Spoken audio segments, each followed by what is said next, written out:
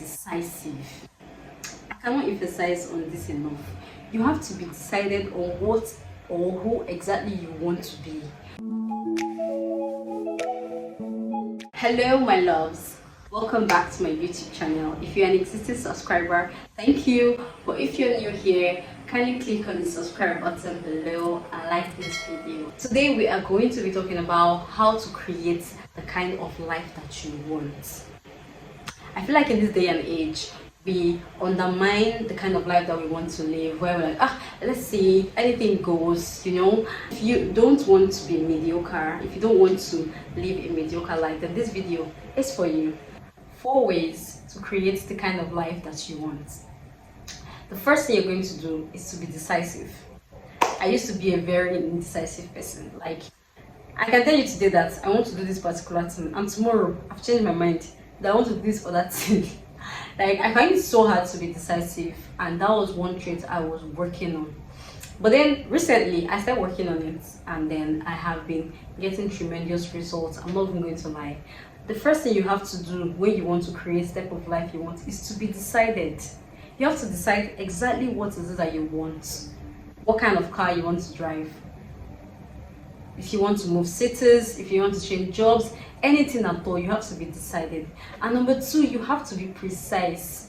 While you're deciding that, oh, you want to move cities, or you want to change your job, or you want to change your phone, or you want to change your car, right? You decide that that's what you want to do. That's fantastic. But then you have to be precise. Like, what kind of job do you want? What kind of car do you want to drive? Which city do you want to live in, right? You have to be precise. Like, make up your mind exactly what it is that you want for your life. Like, precision is important because it helps you focus on what you want to do. It helps you work out the summary of the amount of money you need, for example. So, quick story. I wanted to move cities. I've always been a Port Harcourt girl. Like, I grew up there, they gave it to me there.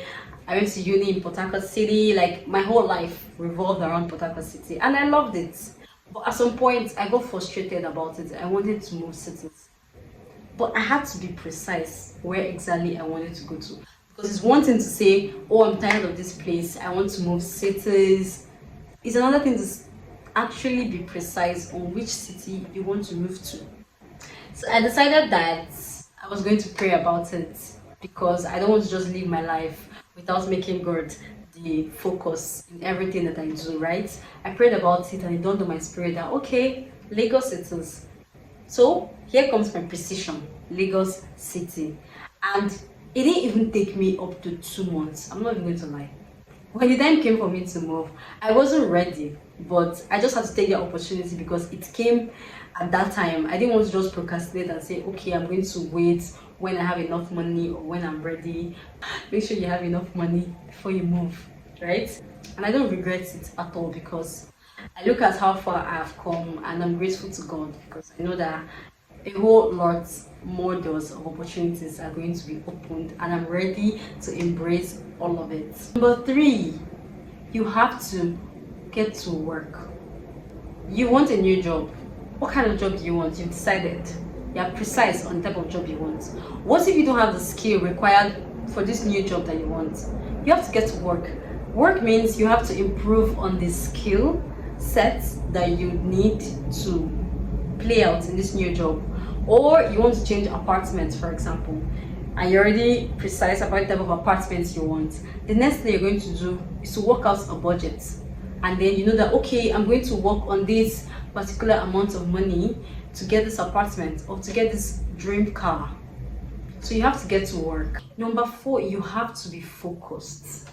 Like, amidst all the things that you want to do, amidst you getting to work on all these goals that you have for yourself, you have to be focused. So there's an experiment in physics that you can burn paper under sunlight through a converging lens at a point called focus.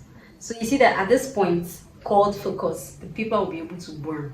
All the sunlight will be directed through the converging lens on the paper. And then that works. So imagine when you have this laser focus on all the goals that you've set out to do, on all these targets that you have for yourself. You have this focus, not looking at the sidelines. You know how much work you're going to get done when you're focused. You yourself, you know, while you're preparing for that exam, that promotional exam, or the exam to enter uni, or any type of exam, you know how much you were focused on passing that exam, and you passed, right? Yay! Every day, get up and do something. Get up and do something every day. My pastor will always say that any dream that is not connected to your today is just a dream. That is not going to happen, because every day you have to do something that will take you one step closer to your goals. And while you're working on all these things, do not put any type of pressure on yourself. Take it easy on yourself while doing these things.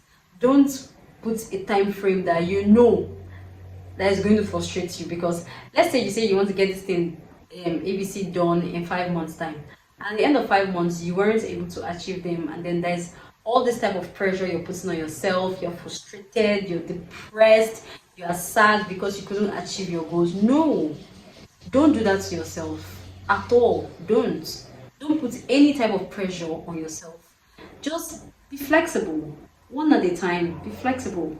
When you're working on all these goals, don't forget to pray and be thankful to God for everything that He has already provided for you. So don't forget to be grateful, because look at where you are now. You're in a better place than where you used to be. So don't forget to be thankful, because when you have a heart of gratitude, it tends to give you a sense of fulfillment and open more doors for you. Thank you so much for sticking around this long.